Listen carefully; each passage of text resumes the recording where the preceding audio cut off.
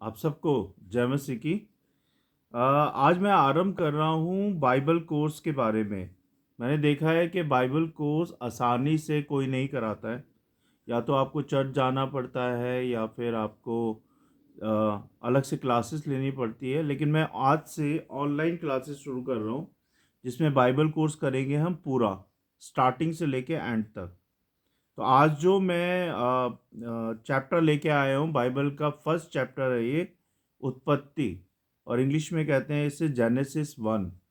तो इससे पहले कि हम स्टार्ट करें, आइए हम सब मिलके प्रार्थना करते हैं।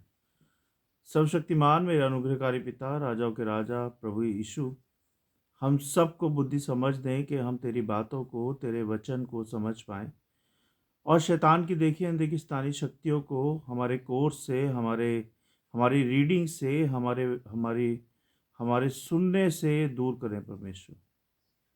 होने दे प्रभु कि हम तेरी बातों को समझ के उस पर चलने वाले बने, और होने दे प्रभु कि हम इस कोर्स को पूरा करने पाए, हम पूरी बाइबल को ऑनलाइन वीडियो के थ्रू पढ़ पाएँ, समझ पाएँ और कह पाएँ एक दूसरे से।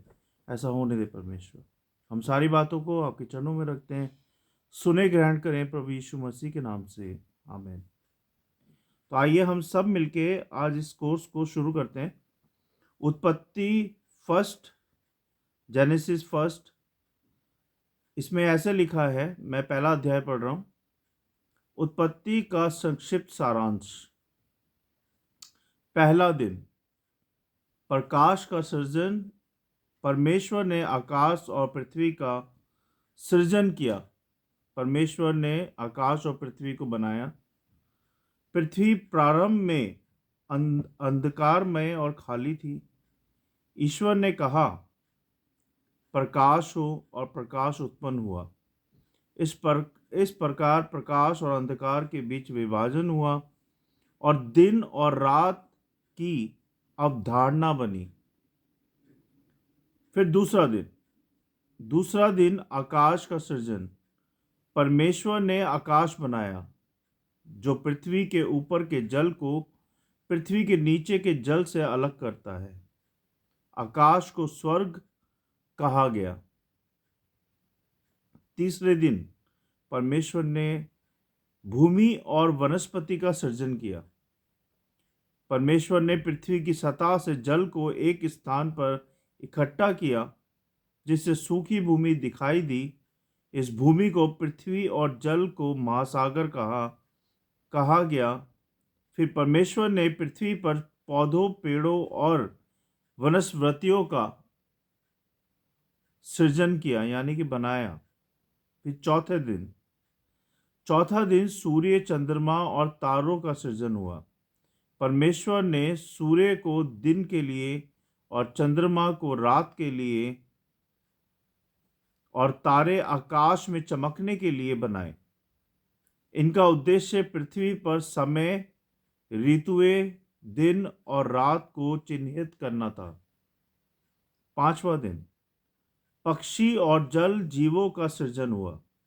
परमेश्वर ने आकाश में उड़ने वाले पक्षियों और जल में रहने वाले जीवों का सृजन किया, उन्हें उत्पन्न होने और पृथ्वी पर फैलने का आशीर्वाद दिया।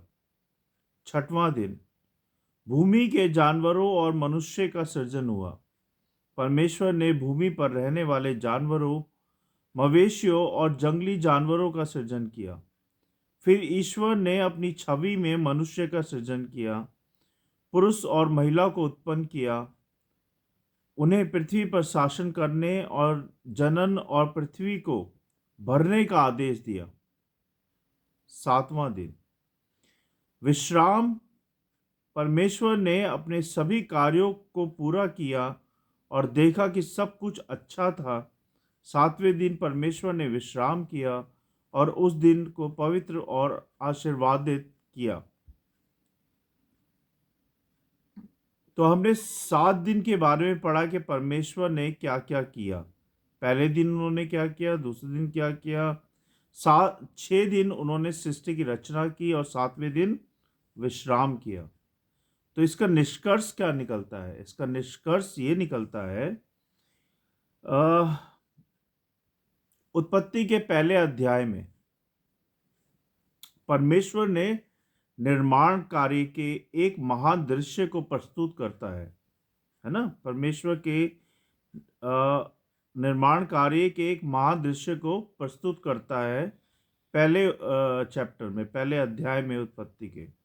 ये दिखाता है कि ईश्वर ने अपनी शक्ति से सभी चीजों का सृजन किया और हर दिन अपने कार्य को देखा, और हर दिन कार्यों को देखा और उसे क्या कहा, क्या डिक्लेयर किया, डिक्लेयर इट गुड, मतलब कि यह अच्छा है। ईश्वर का शब्द ही सृष्टि की शुरुआती थी और हर दिन कुछ नया और क्या कहते हैं उसे, अद्भुत सृजन हुआ। परमेश्वर ने मनुष्य को अपनी छवि में उत्पन्न किया, जो ये दर्शाता है कि मनुष्य का विशेष स्थान, मनुष्य का विशेष स्थान है पृथ्वी पर। साथ ही सातवें दिन परमेश्वर का विश्राम करना हमें ये शिक्षा देता है कि हमें भी समय समय पर विश्राम और आत्म नवीकरण, मतलब कि जब हम विश्राम करते हैं तो हम फ्रेश हो जाते हैं, हम एनर्जेटिक हो जाते हैं और हम फिर नई चीज़ें सोचते हैं और उसको करते हैं। तो परमेश्वर ने जब 6 दिन काम किया तो उन्होंने 7वें दिन विश्राम रखा, जिसे जिसे परमेश्वर ने कहा है कि समय समय पर विश्राम और आत्म नवीकरण की आवश्यकता है। यह अध्याय केवल सृष्टि के बारे में नहीं, बल्कि यह सृष्टि में ईश्वर के उद्देश्य और मनुष्य के विशेष स्थान को भी स्थापित करता है।